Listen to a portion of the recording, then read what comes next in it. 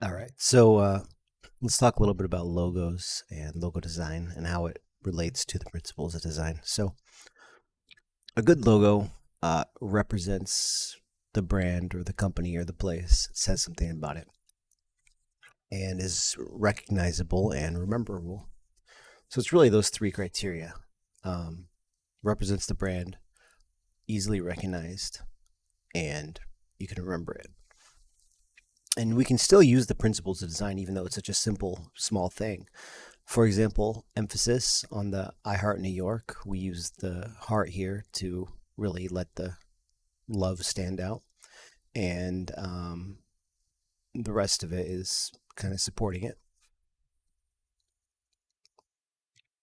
And with balance, we can do a symmetrical, asymmetrical, or radial balance. So even within a logo, that is often used. Um, Everything here uses geometric shapes, which are pretty common in logos, as opposed to more organic shapes. Contrast can also be used in logos, like this Firefox logo, which contrasts the orange and blue, opposite colors. Adidas, which is black on white usually. Amazon also does that with their white on black or dark gray. So we're looking for opposites as much as possible. Repetition can be used. We see the shape of the circle repeated over and over again in the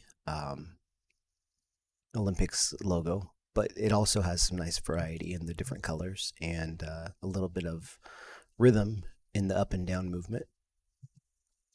Cisco does the same thing with repetition. They also give it rhythm by going from big to small, and repeating this shape over and over. Proportion can be used in logos. You can see the Firefox is like covering the entire planet, so there's some play of scale there. And in the Pringles one, there's a little bit of three dimensionality because you have the shapes on top of the circle, which is covered with this bow tie, and it makes it kind of look three dimensional, like it pops out. Movement is often used in logos.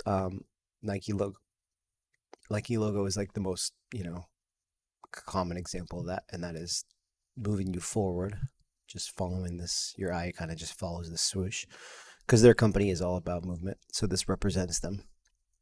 It's obviously easily recognizable. The Sony Vaio has this cool little kind of your eye follows this path and up here and kind of around and um, takes your eye on a journey. And the same thing with the Starbucks logo. You kind of follow it up here and back around and kind of this spiral over and over again.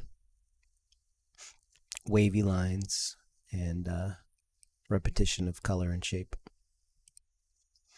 Unity means everything just comes together. The principles of design are there, and there's something that brings it all together. So in this case, you have the colors of the black, white, and red used over and over again. In this Rolling Stones logo.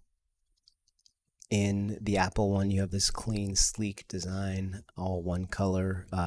Circles are used over and over again. It's a little hard to see, but you can see the stem is just two circles that have been overlapped, and the shape builder tool was used to unite them in the overlap. Here's a little cutout of a circle, and then the rest of the shapes are just circular. The shell logo, just these colors used over and over again, the repetition of shape and the circle, it's all united by this shape right here. And with Twitter, you have, again, circles used to make all of these lines, and circles in the Target logo.